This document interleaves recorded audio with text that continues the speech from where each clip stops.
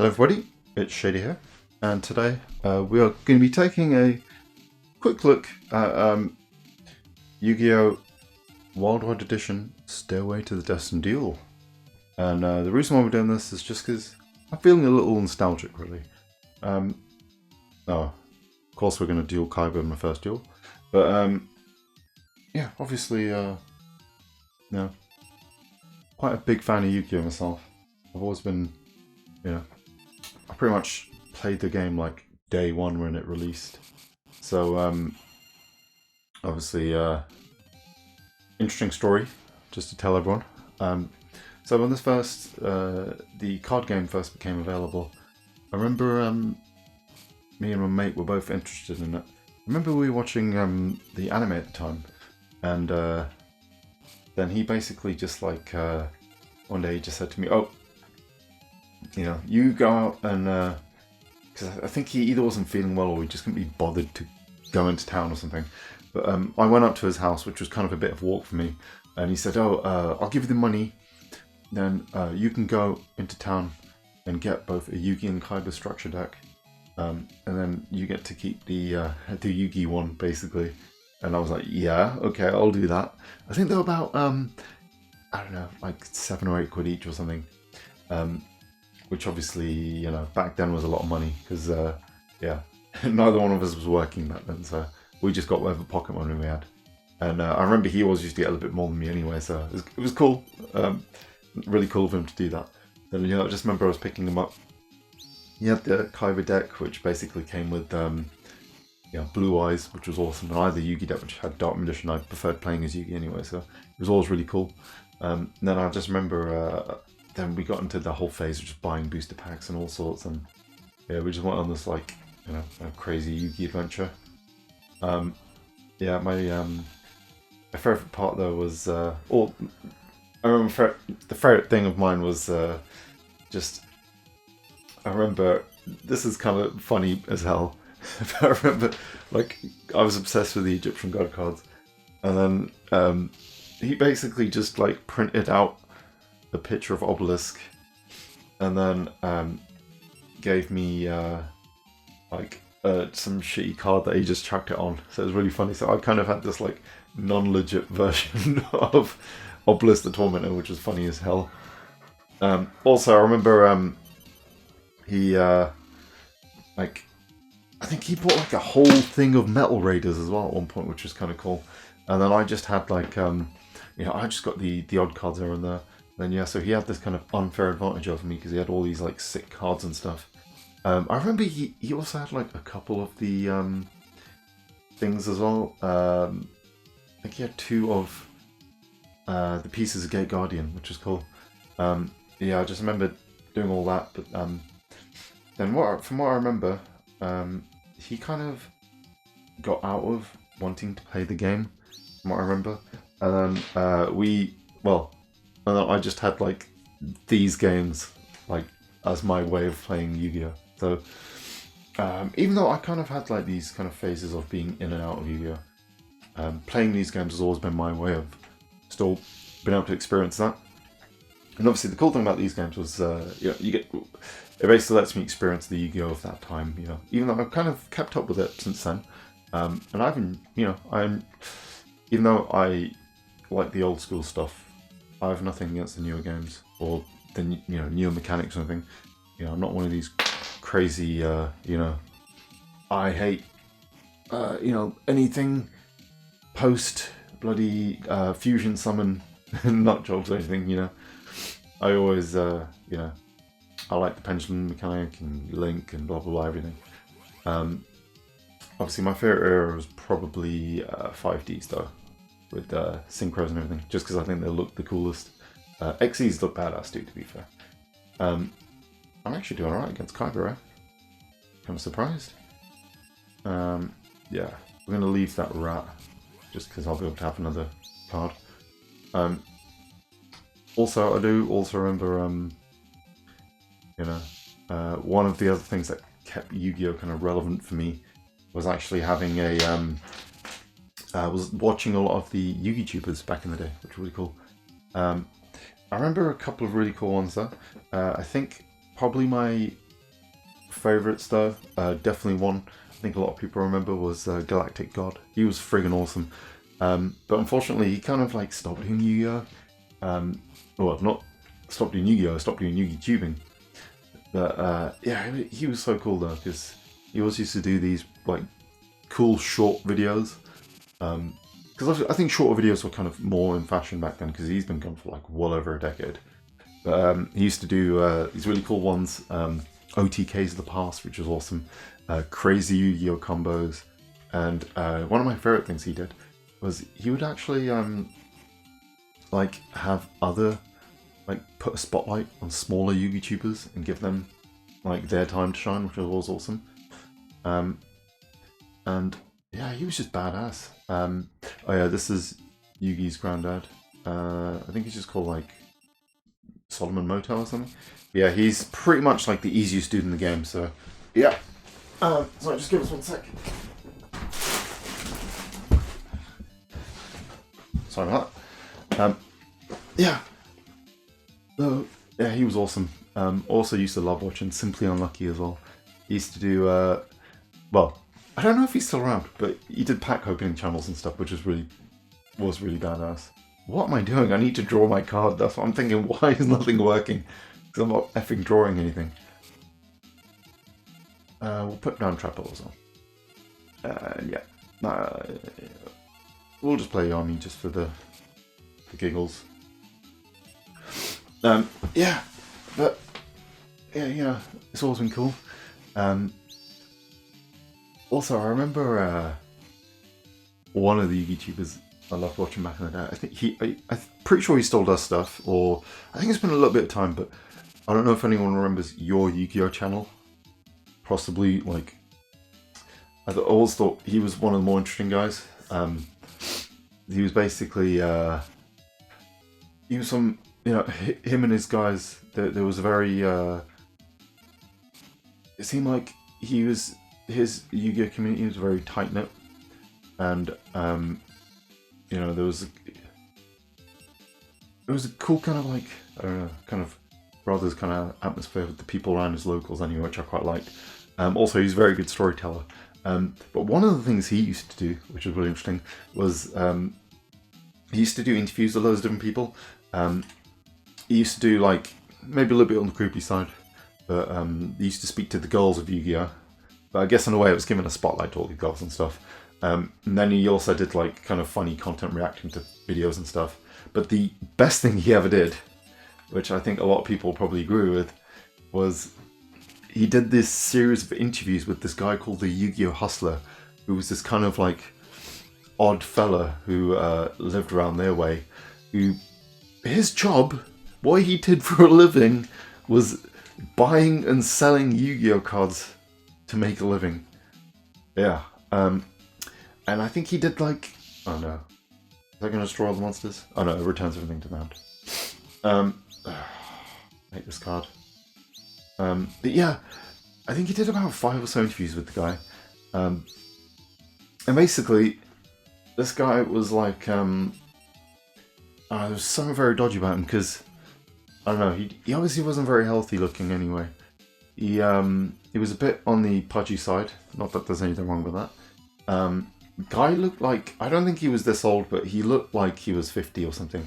Or he was just like a 20-year-old who had a really tough paper round or something. I have no idea. And then the most interesting thing about the guy was, like, I think there was a lot of people, I don't know if it was ever true, but like it seemed like he could have potentially been stealing cards to get everything as well. It was a bit dodgy. But yeah, those were like super interesting interviews. And then the best part though was just, I think it's just when you first met the guy, your Yu-Gi-Oh channel, I don't know the guy's name, but that first interview was so interesting because he was just like so gobsmacked, like, you seriously do this for a living? He later did an interview going over the Yu-Gi-Oh Hustler, because like, people ask him all the time, because I think that's the video that brought everyone to his channel, or a lot of people anyway, initially. And yeah, it's just he was basically just saying like, I don't know where this guy is, people. because he gets asked about him all the time. He did a good overview on him anyway. So you know, if you're interested, just check it out. Just type in your Yu-Gi-Oh channel and the Yu-Gi-Oh Hustler, or just the Yu-Gi-Oh Hustler, I think, and it'll come up. I think it was like 5 separate interviews, and then he did like a kind of look back sort of video. Really interesting stuff. But anyway, yeah. As you can see, some of these cards have older effects, like Sinister Serpent. It has like the old school effect, where it just indefinitely returns to your hand, which is kind of crazy when you think about it. And also, another thing you'll notice is a lot of the cards are very old school. This is, I think we had up to like Pharaonic Guardian or just before that at this point, something like that. Yeah, obviously, to get into the game itself now, obviously these games are called, oh my god, yeah, Worldwide Edition. So essentially these games were like they were essentially a way for people to play competitively without needing to physically buy the cards. Obviously now that's been replaced with Duel Links, but back here, yeah, they would release these games practically every year. I think we got one before this Dark Duel Stories on the Game Boy Color, and then we got most of the GBA ones over here in Europe. Probably got all of them actually. But basically, from the original Game Boy, they've been doing these games as ways to, you know, allow people. Yeah, it was basically like its own format in a way. Is the best way to describe it. I should have flipped my other monster up, but it's fine. Yeah, Sinister Serpent again. Yeah, that card indefinitely goes back to your hand. It's kind of ridiculous. But obviously it's been changed now, erotted. Yeah, so basically, like, they would, at least in Japan and North America, they would full on hold tournaments. All the Game Boy ones though, I think there was like 3 Game Boy ones and about like 3 or 4 Game Boy Color ones, but basically they would always have a tournament revolving around that. Oh, Magic Dawns. Yeah, and it's pretty cool when you think about it, you know, actually getting to be able to play a tournament. Obviously, I only know this because of, I think that a YouTuber called like Silver Zane, I think his name is. Really cool dude. Does some of the best Yu-Gi-Oh content out there. He's basically made it so, well, his whole channel is revolved around like reviewing every bloody Yu-Gi-Oh game, which, yeah, that is an undertaking and a half. Like, there's so many of them. But yeah, a lot of them are great though, because obviously these ones, the Worldwide Edition games, they were just, like I said, just card game simulators. They were designed for competitive play.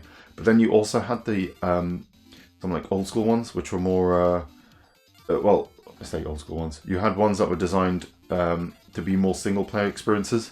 Obviously, we've got the first game, Forbidden Memories, which is just straight up a single player game. You can do it competitively, and obviously that one was a little different because that was before Konami had the rights for the actual TCG. They just owned like the game rights at that point.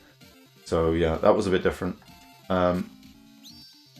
Also, from what I remember, there was also the, I don't know why I said from what I remember, but there was also the Duelist of the Roses, which was kind of a sequel to that game. That one was basically made to be, the hell? Oh yeah. Yeah, they get to select a card on the top of their deck or something, right? And put it on the top or something? With that card? I can't remember. But yeah, so Duelist of the Roses was kind of this weird, like, turn-based strategy game. Almost like a, you know, a Disgaea or Fire Emblem type of game. And then you also had I think what was it called again? The Forspan Kingdom, which was the Shadow of Eyes. I think that forces you to flip up your monster. Yeah, that's fine. Oh, for God's sakes, why did I do that? Yeah, so Shadow of Eyes. Yeah, I think it basically, you put a card face down, it forces it to be face up, basically. Yeah, so that game was essentially like a turn-based kind of strategy game made for the good old PlayStation 2. Why did I trip out as matter? And then you also had the other one. Oh yeah, Swords of Real Knight, isn't he? That's why. So yeah, don't worry. Freaking Siri, you. Okay. And then yeah, there was like that Game Boy one, where it was just like a full-on turn-based RPG. What the hell? I can't remember what that one was called again. The Frostbound Kingdom, I think it was on GameCube. Yeah, and then obviously yeah, there's been loads of different ones. I personally, some of my favourites are obviously Duel Academy, which is another Game Boy one, awesome one, and also the old what do you call it? Over the Nexus, Yu-Gi-Oh! 5Ds.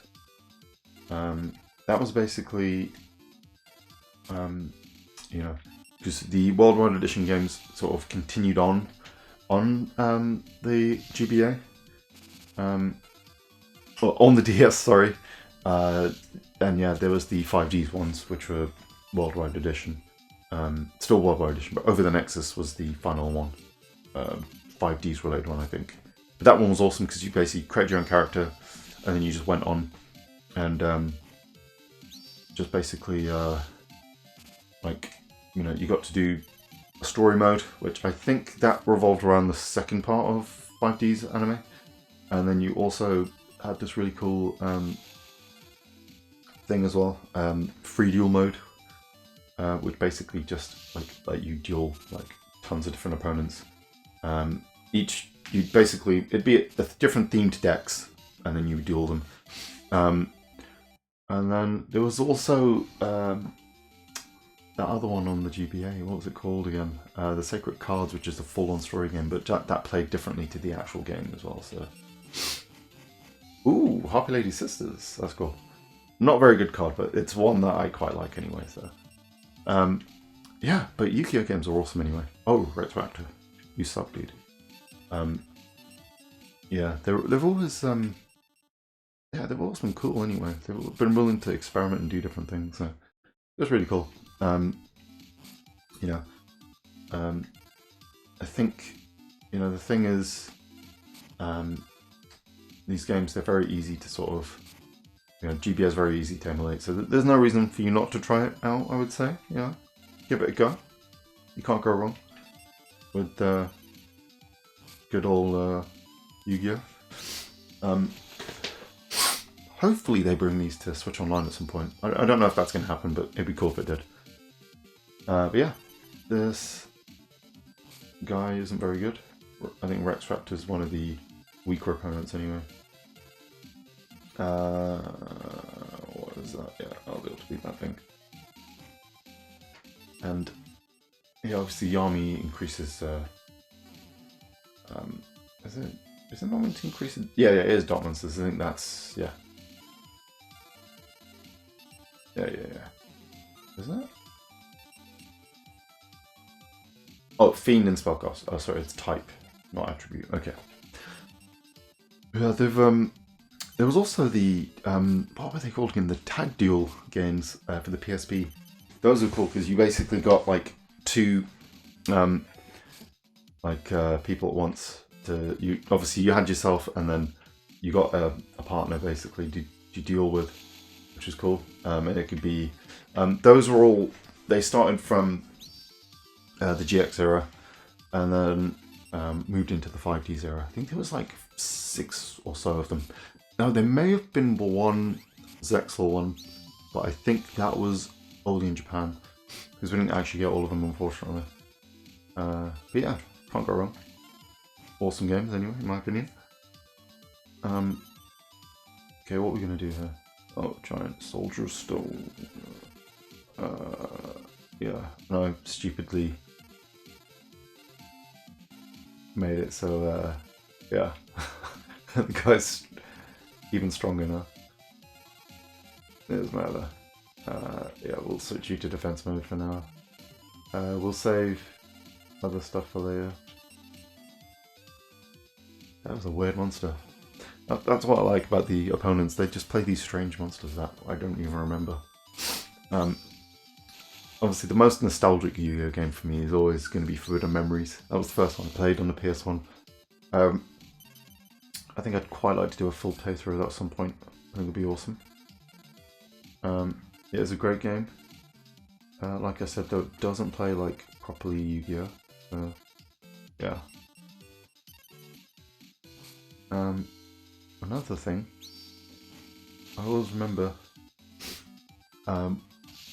one thing that was, I don't know why, but I always remember, I think it was mainly in Duel Academy, but obviously all of them really, I would just spend like a ridiculous amount of time, you know, editing and creating different decks. And yeah, it was crazy. It was just like, I don't think any of these decks were good. I had no idea what I was doing really, but it was always fun. It's just something I enjoyed anyway. Okay, am I going to get anything? See, if only I had the thing there to be able to, you know, actually be able to beat this dude. Yeah. I said he was rubbish as well, didn't I? And now he's gonna kick my ass. No, I'm gonna top deck something good. Don't you worry. We ain't losing Rex. It's not happening. Oh, perfect. Dark Hole. Why would I want to? You think I'm going to negate my own Dark Hole? That's one thing that always kind of annoyed me with these games. Yeah, we're going to take your Earthy dude as well. Yeah, no chain. Stop asking me. I want to chain it, for God's sakes. Bloody annoying. Okay, I think we got this now. Obviously I get that fuel bonus, that's actually paid off. It looks like an insect, but it's a fiend. Like, some Yu-Gi-Oh card art makes no sense at all, does it? It's very strange. Oh. Ooh, Magic Jammer. So I forgot I had that for a second there. Yeah, we'll get Road Giant Trinade. We have Thingy anyway. Feather Duster, which is bad. Yeah, another weird thing in this game, right, is you can actually just like use the password system and get one of every card pretty much, and like build a ridiculously powerful deck. It's kind of insane. And yeah, you don't have to pay star chips or like any money at all. So yeah. And yeah, even though I'm emulating this game, I do actually own a physical version of this game. It's just, you know, I can't really record GBA, so it's a little easier doing it this way. But yeah, it's cool as hell anyway. But yeah, Penguin Soldier's cool because he's going to let me be able to return a monster to the hand. You can return up to 2, but there's no point doing 2. That's just stupid.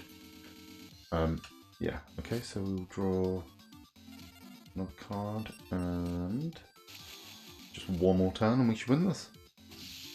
Yeah. Yeah, this is you know, very nostalgic for Yu-Gi-Oh anyway, and this game in particular. Yeah, obviously this one's cool, but the only issue is there's really not a lot to do in it. That's the kind of the only thing with it, really. And why I'm going to end in with Dark Magician, obviously. And why if I was going to play any of the GBA ones, I'd personally suggest going for Duel Academy, because there's just a little bit more to do in that game. You actually have to, I mean, I'll probably show that game at some point as well, but you know, you have like objectives you do within the week.